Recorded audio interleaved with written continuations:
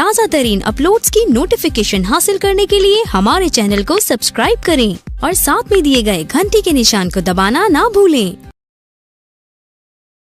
यह योगी का 7वां गुण है, जिसके द्वारा इच्छा के अनुसार कहीं भी रहना आदि सब काम हो सके। उसका नाम कामावायासित्व है। ये ऐश्वर्य के साधन भूत 8 गुण है। मुक्त होने से उसका कभी जन्म नहीं होता। वह वृद्धि और नाश को भी प्राप्त नहीं हो सकता।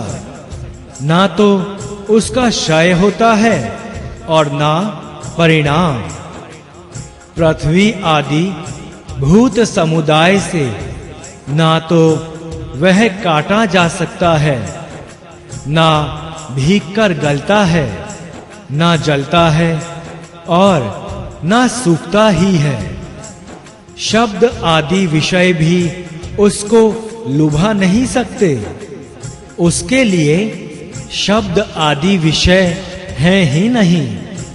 ना तो वह उनका भोक्ता है और ना उनसे उसका संयोग होता है। जैसे अन्य खोटे द्रव्यों से मिला और खंड खंड हुआ सुवर्ण जब आग में तपाया जाता है, तब उसका दोष जल जाता है और वह शुद्ध होकर अपने दूसरे टुकड़ों से मिलकर एक हो जाता है। उसी प्रकार यत्नशील योगी जब योगा अग्नि से तपता है, तब अंतःकरण के समस्त दोष जल जाने के कारण ब्रह्म के साथ एकता को प्राप्त हो जाता है। फिर वह किसी से पृथक नहीं रहता। जैसे आग में डाली हुई आग उसमें मिलकर एक हो जाती है, उसका वही नाम और वही स्वरूप हो जाता है।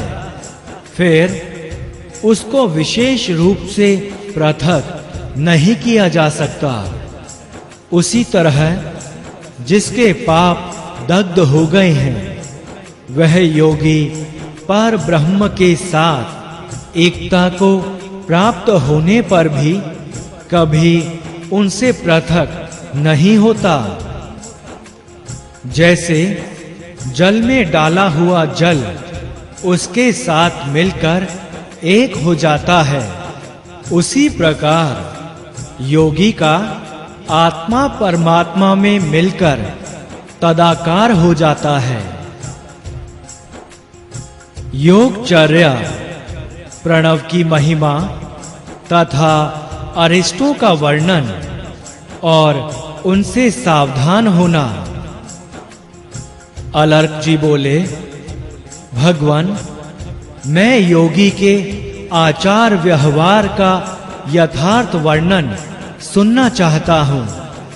वह किस प्रकार ब्रह्म के मार्ग का अनुसरण करके कभी कलेश में नहीं पड़ता।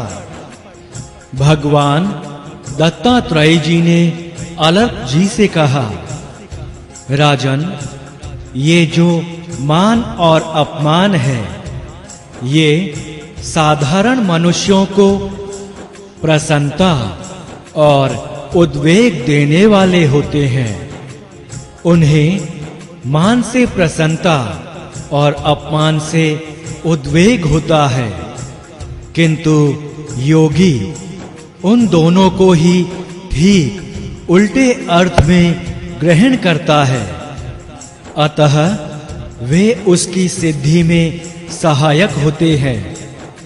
योगी के लिए मान और अपमान को विष एवं अमृत के रूप में बताया गया है। इनमें अपमान तो अमृत है और मान भयंकर विष। योगी मार्ग को भली भांति देखकर पैर रखें।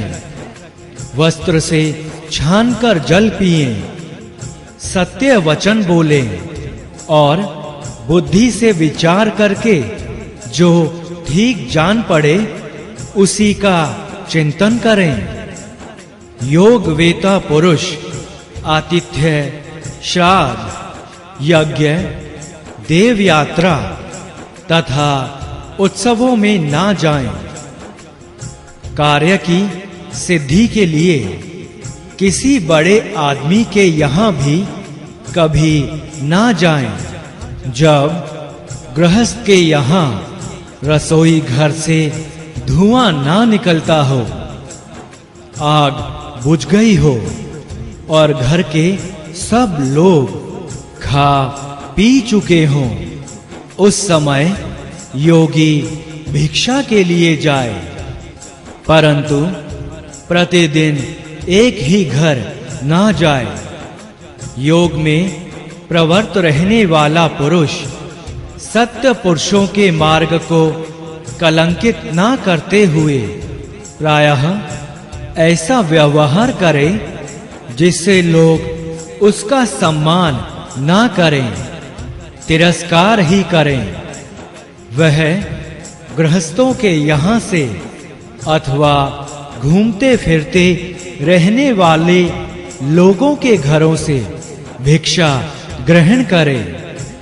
इनमें भी पहली अर्थात गृहस्थ के घर की भिक्षा ही सर्वश्रेष्ठ एवं मुख्य है। जो गृहस्थ विनीत, श्रद्धालु, जितेंद्रिय, श्रोत्रिय एवं उदार हृदय वाले हों, उन्हीं के यहाँ योगी को सदा भिक्षा के लिए जाना चाहिए। इनके बाद जो दुष्ट और पतित ना हो, ऐसे अन्य लोगों के यहाँ भी भिक्षा के लिए जाया जा सकता है। परंतु छोटे वर्ण के लोगों के यहाँ भिक्षा मांगना निकृष्ट वृत्ति मानी गई है। योगी के लिए भिक्षा प्राप्त अन्न जौ की लपसी, छाछ, दूध, जौ की खिचड़ी, फल मूल, कंगनी, कर्ण, तिल का चूर्ण और सत्तू, ये आहार उत्तम और सिद्धिदायक है। अतः योगी इन्हें भक्ति पूर्वक एकाग्र चित्त से भोजन के काम में लें। पहले एक बार जल से आचमन करके मौन हो क्रमशः 5 ग्रासों की प्राण रूप अग्नि में आहुति दें। प्राणाय स्वाहा कहकर पहला ग्रास मुंह में डालें। यही प्रथम आहुति मानी गई है।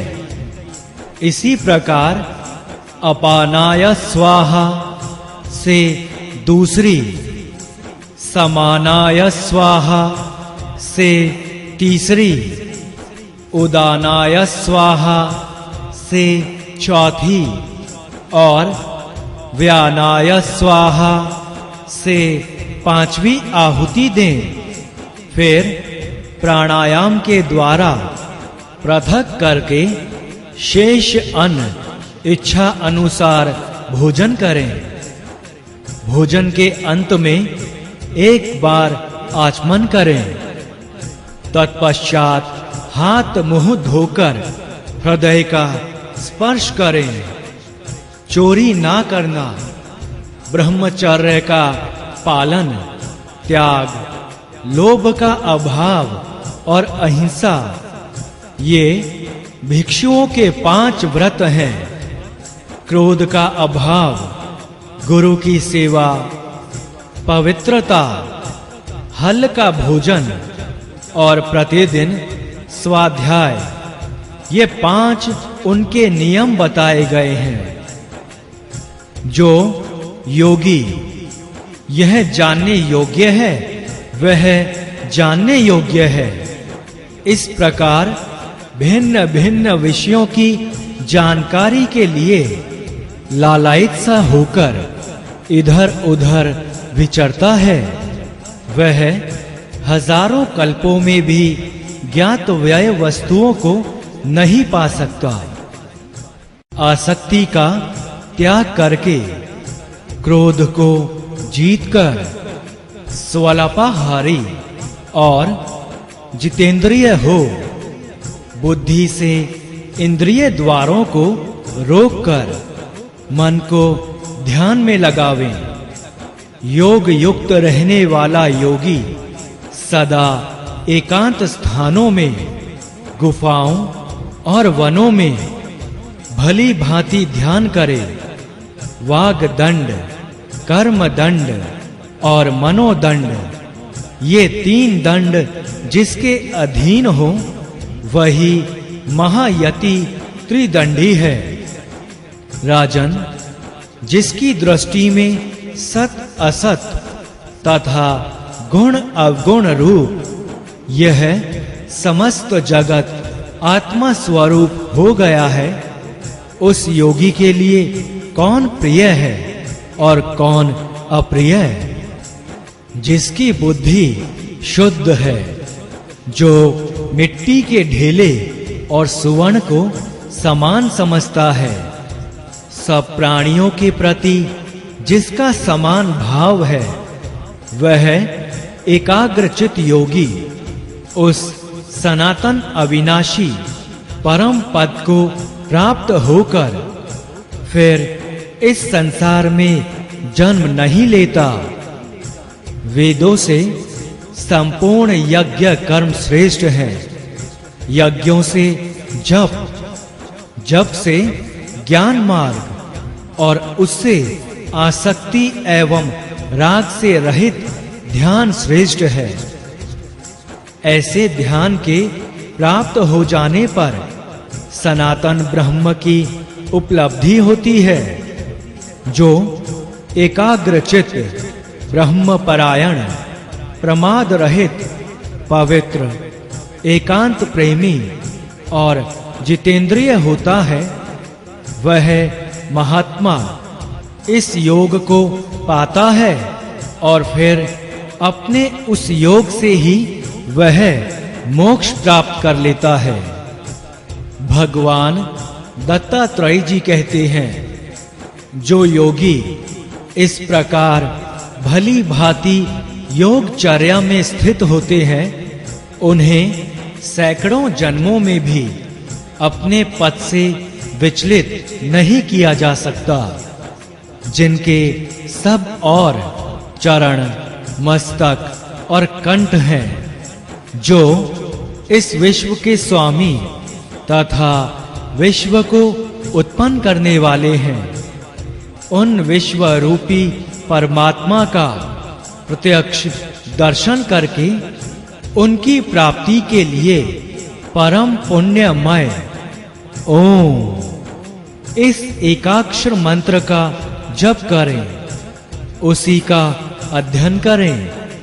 अब उसके स्वरूप का वर्णन सुनो। अकार, उकार और मकार, ये जो 3 अक्षर हैं, ये ही 3 मात्राएं हैं। ये क्रमशः सात्विक, राजस और तामस हैं। इनके सिवा एक अर्ध मात्रा भी है, जो अनुस्वार या बिंदु के रूप में इन सबके ऊपर स्थित है। वह अर्ध मात्रा निर्गुण है। योगी पुरुष को ही उसका ज्ञान हो पाता है। उसका आचरण गांधार स्वर से होता है, इसलिए उसे गांधारी भी कहते हैं। उसका स्पर्श चींटी की गति के समान होता है। प्रयोग करने पर वह मस्तक स्थान में दृष्टि गोचर होती है। जैसे ओंकार उच्चारण किया जाने पर मस्तक के प्रति गमन करता है, उसी प्रकार ओंकारमय योगी अक्षर ब्रह्म में मिलकर अक्षर रूप हो जाता है। प्रणव अर्थात ओंकार धनुष है, आत्मा बाण है और ब्रह्म वेधने योग्य उत्तम लक्ष्य है। उस लक्ष्य को सावधानी के साथ वेधना चाहिए और बाण की ही भांति लक्ष्य में प्रवेश करके तन्मय हो जाना चाहिए। यह ओंकार ही तीनों वेदों, तीनों लोकों, तीनों अग्नि, भगवान ब्रह्मा, भगवान विष्णु तथा भगवान महादेव एवं तृक, साम और यजुर्वेद है। इस ओंकार में वस्तुतः 3.5 मात्राएं जाननी चाहिए। उनके चिंतन में लगा हुआ योगी उन्हीं में लय को प्राप्त होता है। आकार भूलोक, उकार भुवरलोक और व्यंजन रूप मकार स्वर्गलोक कहलाता है। पहली मात्रा व्यक्त, दूसरी अव्यक्त, तीसरी क्षिशक्ति और चौथी अर्ध मात्रा परम पद कहलाती है। इसी क्रम से इन मात्राओं को योग की भूमि समझना चाहिए। ओंकार के उच्चारण से संपूर्ण सत और असत का ग्रहण हो जाता है। पहली मात्रा ह्रस्व, दूसरी दीर्घ और तीसरी प्लुत है, किंतु अर्ध मात्रा वाणी का विषय नहीं है। इस प्रकार यह ओंकार नामक अक्षर पर ब्रह्म स्वरूप है। जो मनुष्य इसे भली भांति जानता अथवा इसका ध्यान करता है, वह संसार चक्र का त्याग करके त्रिविध बंधनों से मुक्त हो पर ब्रह्म परमात्मा में लीन हो जाता है। जिसका कर्म बंधन क्षीण नहीं हुआ है, वह अरिष्ट से अपनी मृत्यु जानकर प्राण त्याग के समय भी योग का चिंतन करे। इससे वह दूसरे जन्म में पुनः योगी होता है। इसलिए जिसका योग सिद्ध नहीं हुआ है वह तथा जिसका योग सिद्ध हो चुका है वह भी सदा मृत्यु सूचक अरिष्टों को जाने, जिससे मृत्यु के समय उसे कष्ट ना उठाना पड़े। महाराज, अब अरिष्टों का वर्णन सुनो। मैं उन अरिष्टों को बतलाता हूं जिनके देखने से योग वेता पुरुष अपनी मृत्यु को जान लेता है। जो मनुष्य देव मार्ग अर्थात आकाश गंगा, ध्रुव, शुक्र, चंद्र की छाया और अरुंधति को नहीं देख पाता, वह 1 वर्ष के बाद जीवित नहीं रहता। जो सूर्य के मंडल को किरणों से रहित और अग्नि को किरण मालाओं से मंडित देखता है, वह मनुष्य 11 महीनों से अधिक नहीं जी सकता। जो स्वपन में वमन, मूत्र और विष्ठा के भीतर सोने और चांदी का प्रत्यक्ष दर्शन करता है, उसकी आयु 10 महीने तक ही है।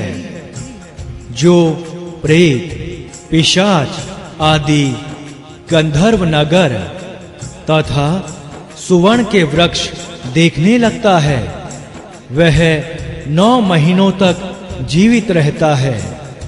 जो अकस्मात स्थूल शरीर से दुर्बल शरीर का हो जाता है या दुर्बल से स्थूल हो जाता है, तथा जिसकी प्रकृति सहसा बदल जाती है, उसका जीवन 8 महीने तक ही रहता है। धूल या कीचड़ में पैर रखने पर जिसकी एड़ी या पादाग्र भाग का चिन्ह खंडित दिखाई दे, वह 7 मास तक जीवित रहता है। यदि गिद्ध, कबूतर, उल्लू, कौआ, मांसखोर पक्षी या नीले रंग का पक्षी मस्तक पर बैठ जाए, तो वह 6 मास आयु शेष रहने की सूचना देता है। यदि कौवे आकर चोंच मारे या धूल की वर्षा से आहत होना पड़े तथा अपनी छाया और तरह की ही दिखाई दे, तो वह 4-5 महीने ही जीवित रहता है। यदि बिना बादल के ही दक्षिण दिशा के आकाश में बिजली चमकती दिखाई दे और रात में इंद्रधनुष का दर्शन हो, तो उस मनुष्य का जीवन 2-3 महीने का ही है। जो घी, तेल, दर्पण अथवा जल में अपनी परछाई ना देख सके अथवा देखे भी तो बेसिर की ही परछाई दिखाई दे, तो वह 1 महीने से अधिक नहीं जी सकता। राजन, जिस योगी के शरीर से बकरे अथवा मुर्दे की सी दुर्गंध आती हो, उसका जीवन 15 दिनों का ही समझना चाहिए। स्नान करते ही जिसकी छाती और पैर सूख जाएं तथा जल पीने पर भी कंठ सूखने लगे, वह केवल 10 दिन तक ही जीवित रह सकता है।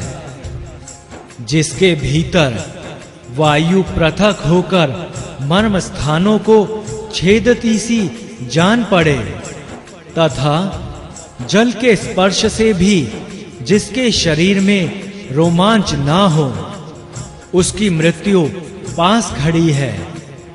जो स्वपन में भालू और वानर की सवारी पर बैठकर गीत गाता हुआ दक्षिण दिशा में जाए, उसकी मृत्यु समय की प्रतीक्षा नहीं करती। स्वपन में ही लाल और काले कपड़े पहने हुए कोई स्त्री हंसती गाती हुई जिसे दक्षिण दिशा की ओर ले जाए, वह भी जीवित नहीं रह सकता। यदि स्वपन में नंगा एवं मूड़ मुड़वाया हुआ कोई महाबली मनुष्य हंसता और उछलता कूदता दिखाई दे, तो समझना चाहिए कि मौत आ गई। जो स्वपन अवस्था में अपने को पैर से लेकर चोटी तक कीचड़ के समुद्र में डूबा देखता है, वह मनुष्य तत्काल मृत्यु को प्राप्त होता है। जो स्वपन में केश, अंगारे, भस्म, सर्प और बिना पानी की नदी देखता है, उसकी 10वें से लेकर 11वें दिन तक मृत्यु निश्चित है। स्वपन में विकराल, भयंकर और काले रंग के पुरुष हाथ में हथियार लेकर जिसको पत्थरों से मारते हैं, उसकी तत्काल मृत्यु हो जाती है। सूर्य उदय के समय जिसके सम्मुख और बाएं दाएं गीदड़ी रोती हुई जाए, उसकी तत्काल मृत्यु निश्चित है। भोजन कर लेने पर भी जिसके हृदय में भूख का कष्ट होता हो तथा जो दांतों से दांत घिसता रहे, उसकी आयु भी निश्चित ही समाप्त हो चुकी है।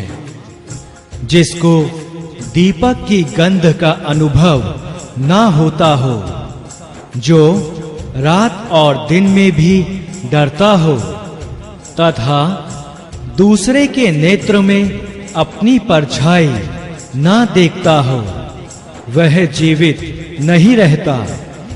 जो आधी रात के समय इंद्रधनुष और दिन में तारों को देख ले, वह आत्मवेता पुरुष अपनी आयु क्षीण हुई समझे।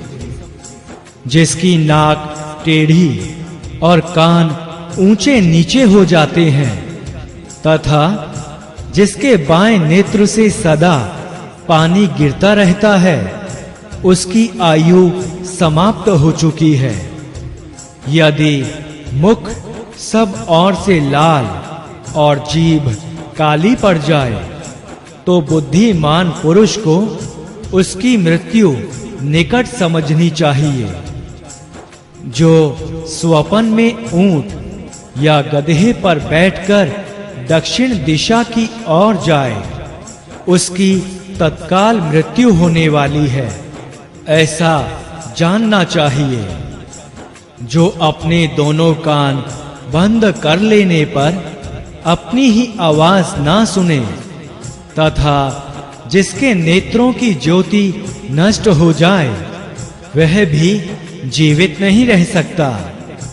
जो स्वपन में किसी गड्ढे के भीतर गिरे और उससे निकलने का द्वार बंद हो जाए तथा फिर वह उस गड्ढे से ना निकल सके, तो वहीं तक उसका जीवन समझना चाहिए। जिसकी दृष्टि ऊपर की ओर उठे किंतु वहां ठहर ना सके, बार-बार लाल होकर घूमती रहे, मुख गर्म हो और नाभि शीतल हो जाए, तो ये लक्षण मनुष्य के शरीर परिवर्तन की सूचना देते हैं। जो स्वपन में अग्नि या जल के भीतर प्रवेश करके फिर बाहर ना निकले, उसके जीवन का वही अंत है। जिसको दुष्ट जीव रात में और दिन में भी मारे, वह 7 रात के भीतर निश्चय ही मृत्यु को प्राप्त हो जाता है। जो अपने निर्मल श्वेत वस्त्र को भी लाल या काले रंग का देखे, उसकी भी मृत्यु निकट समझनी चाहिए। स्वभाव का विपरीत होना और प्रकृति का बिल्कुल बदल जाना भी मृत्यु के निकट होने की सूचना देते हैं। जिसका काल निकट आ गया, वह मनुष्य जिनके सामने सदा विनीत रहता था, जो लोग उसके परम पूजनीय थे, उन्हीं की अवहेलना और निंदा करता है। वह देवताओं की पूजा नहीं करता, बड़े बूढ़ों, गुरुजनों तथा ब्राह्मणों की निंदा करता है। माता पिता तथा दामाद का सत्कार नहीं करता। इतना ही नहीं, वह योगियों, ज्ञानी विद्वानों तथा अन्य महात्मा पुरुषों के आदर सत्कार से भी मुख मोड़ लेता है। बुद्धिमान पुरुषों को मृत्यु के इन लक्षणों की जानकारी रखनी चाहिए। राजन, योगी पुरुषों को उचित है कि वे सदा यत्न पूर्वक इन अरिष्टों पर दृष्टि रखें, क्योंकि ये वर्ष के अंत में तथा दिन रात के भीतर भी फल देने वाले होते हैं। राजन, इनके विशद फलों को भली भांति देखना चाहिए और मन ही मन विचार करके उस समय के अनुसार कार्य करना चाहिए। मृत्यु काल को जान लेने पर योगी किसी निर्भय स्थान में बैठकर योगा अभ्यास में प्रवृत्त हो जाए, जिससे उसका वह समय निष्फल ना जाने पाए। अरिष्ट देखकर योगी मृत्यु का भय छोड़ दें और उसके स्वभाव का विचार करके जितने समय में वह आने वाली हो, उतने समय के प्रत्येक भाग में योगी योग साधन में लगा रहे। दिन के पूर्वाह्न में, मध्याह्न तथा अपराह्न में अथवा रात्रि के जिस भाग में अरिष्ट का दर्शन हो, तभी से लेकर जब तक मृत्यु ना आवे तब तक योग में लगा रहे। तदंतर सारा भय छोड़कर जितात्मा पुरुष उस काल पर विजय प्राप्त करके उसी स्थान पर या और कहीं जहां भी अपना चित्त स्थिर हो सके, योग में संलग्न हो जाए और तीनों गुणों को जीतकर परमात्मा में तन्मय हो चिद्ध वृत्ति का भी त्याग कर दे। यों करने से वह उस इंद्रियातीत परम निर्वाण स्वरूप ब्रह्म को प्राप्त होता है, जो ना तो बुद्धि का विषय है और ना वाणी ही जिसका वर्णन कर सकती है। अलर्क, इन सब बातों का मैंने तुमसे यथार्थ वर्णन किया है। अब तुम जिस प्रकार ब्रह्म को प्राप्त हो सकोगे वह संक्षेप में सुनो। जैसे चंद्रमा का संयोग पाकर ही चंद्रकांत मणि जल की सृष्टि करती है, उनका संयोग पाए बिना नहीं। यही उपमा योगी के लिए भी है। योगी भी योग युक्त होकर ही सिद्धि लाभ कर सकता है, अन्यथा नहीं। जैसे सूर्य की किरणों का संयोग पाकर ही सूर्यकांत मणि आग पैदा करती है, अकेली रहकर नहीं। यही उपमा योगी के लिए भी है। उसे योग का आश्रय कभी नहीं छोड़ना चाहिए। जैसे चींटी, चूहा, नेवला, छिपकली और गोरैया, ये सब घर में गृह स्वामी की ही भांति रहते हैं और घर गिर जाने पर अन्यत्र चले जाते हैं, किंतु घर के गिरने का दुख केवल स्वामी को ही होता है। उन सबों को उसके लिए कुछ भी कष्ट नहीं होता। योग की सिद्धि के लिए भी यही उपमा है, अर्थात योगी को अपने ग्रह, वैभव और शरीर आदि के प्रति तनिक भी ममता नहीं रखनी चाहिए। हरिण के बच्चे के मस्तक पर जब सींग उगने लगते हैं, तब पहले उसका अग्रभाग तिल के समान दिखाई देता है, फिर वह उस हरिण के साथ ही बढ़ता रहता है। इस दृष्टांत पर विचार करने से योगी सिद्धि को प्राप्त होता है, अर्थात उसे भी धीरे-धीरे अपनी योग साधना बढ़ानी चाहिए। जैसे मनुष्य रोग से पीड़ित होने पर भी अपनी इंद्रियों से काम लेता ही है, उसी प्रकार योगी बुद्धि आदि परकीय साधनों से, जो आत्मा से सर्वथा भिन्न है, परम पुरुषार्थ का साधन करें। श्री अलर्क जी की मुक्ति एवं पिता पुत्र के संवाद का उपसंहार।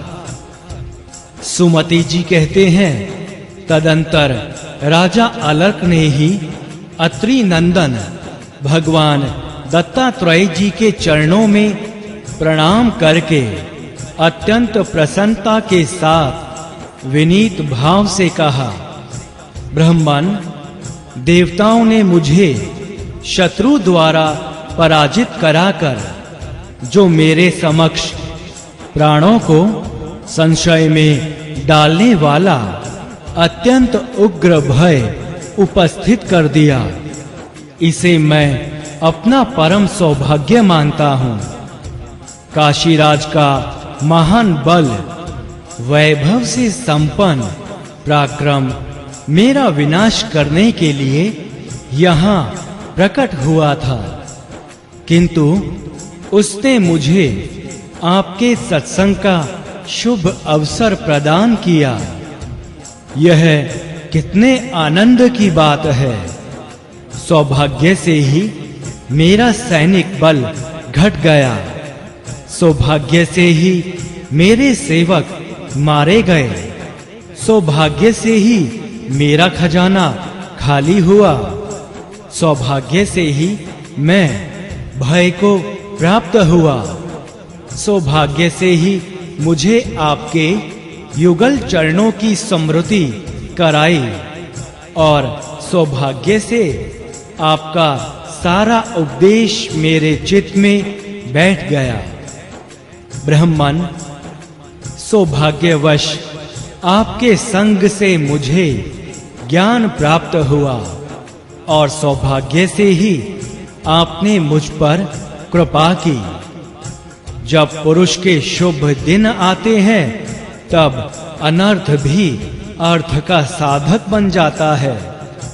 जैसे इस समय यह शत्रु जनित आपत्ति भी आपके समागम से उपकार करने वाली सिद्ध हुई।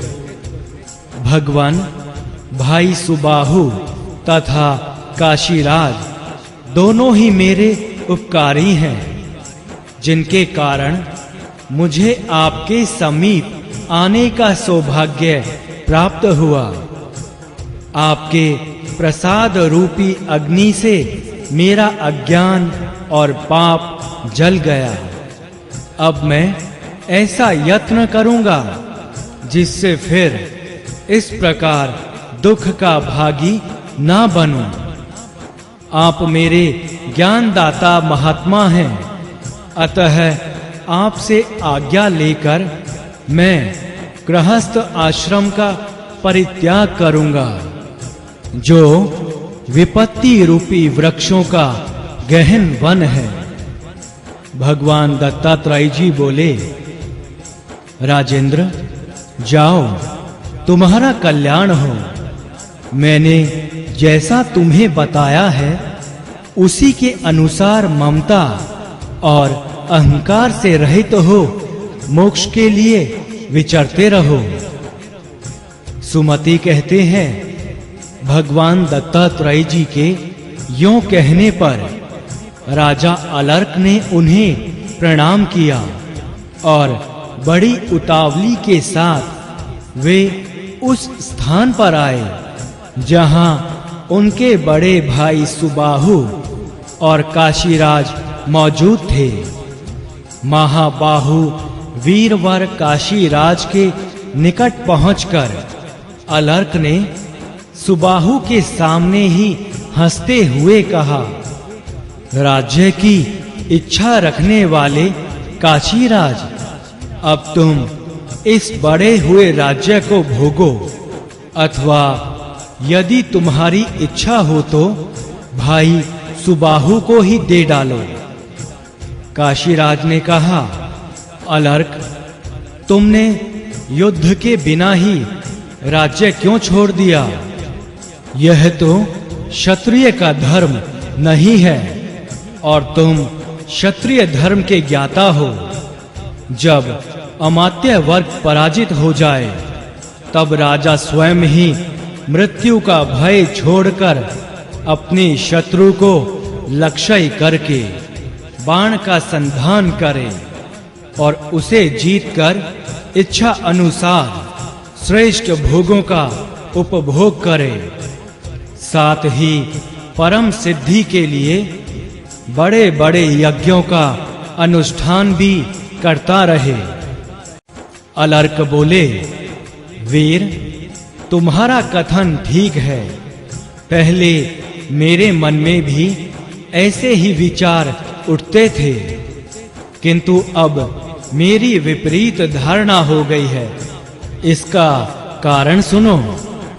नरेश्वर, तुम्हारे भय से अत्यंत दुख पाकर मैंने योगीश्वर भगवान दत्तात्रेय जी की शरण ली और उनकी कृपा से अब मुझे ज्ञान प्राप्त हो गया है। समस्त इंद्रियों को जीतकर तथा सब ओर से आसक्ति हटाकर मन को ब्रह्म में लगाना और इस प्रकार मन को जीतना ही सबसे बड़ी विजय है। अतः अब मैं तुम्हारा शत्रु नहीं हूं, तुम भी मेरे शत्रु नहीं हो, तथा ये सुबाहु भी मेरे अपकारी नहीं है। मैंने इन सब बातों को अच्छी तरह समझ लिया है। अतः राजन, अब अपने लिए तुम कोई दूसरा शत्रु ढूंढो। अलर्क के यों कहने पर राजा सुबाहु अत्यंत प्रसन्न होकर उठे और धन्य है कहकर अपने भाई का अभिनंदन करने के पश्चात वे काशीराज से इस प्रकार बोले, हे नरपश्रेष्ठ, मैं जिस कार्य के लिए तुम्हारी शरण में आया था वह सब पूर्ण हो गया। अब मैं जाता हूं, तुम सुखी रहो। काशीराज ने कहा, सुबाहो, तुम किस लिए आए थे और तुम्हारा कौन सा कार्य सिद्ध हुआ, यह बतलाओ। मुझे तुम्हारी बातों से बड़ा कौतूहल हो रहा है। तुमने मेरे पास आकर कहा था कि मेरे बाप दादों का बहुत बड़ा राज्य अलर्क ने हड़प लिया है, वह उनसे जीतकर मुझे दे दो। तब मैंने तुम्हारे भाई पर आक्रमण करके यह राज्य अपने वश में किया। यह तुम्हें कुल परंपरा से प्राप्त है, अतः इसका उपभोग करो। सुबाहु बोले, काशीराज, मैंने जिस उद्देश्य से यह प्रयत्न किया था और जिसके लिए तुमसे भी महान उद्योग कराया, वह बतलाता हूं, सुनो। मेरा यह छोटा भाई तत्वज्ञ होकर भी सांसारिक भोगों में फंसा हुआ था। मेरे दो बड़े भाई परम ज्ञानी हैं। उन दोनों को तथा मुझे भी हमारी माता ने जब बचपन में दूध पिलाया, उसी समय कानों में तत्व ज्ञान भी भर दिया। मनुष्य मात्र को जिनका ज्ञान होना चाहिए, वे सभी पदार्थ माता ने हमारे सामने प्रकाशित कर दिए, किंतु यह अलर्क उस ज्ञान से वंचित रह गया था। राजन, जैसे एक साथ यात्रा करने वालों में से एक को कष्ट में पड़ा देखकर साधु पुरुषों के हृदय में दुख होता है, उसी प्रकार इस अलर्क को गृहस्थ आश्रम के मोह में फंसकर कष्ट उठाते हुए देखकर हम तीनों भाइयों को कष्ट होता था, क्योंकि यह इस शरीर का संबंधी है और इसके साथ भाई की कल्पना जुड़ी हुई है।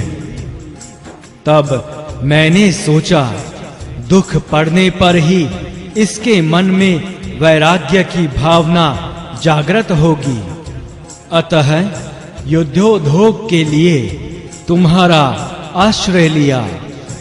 फिर इस दुख से इसको वैराग्य हुआ और वैराग्य से ज्ञान की प्राप्ति हुई। इस प्रकार जो कार्य मुझे अभिष्ट था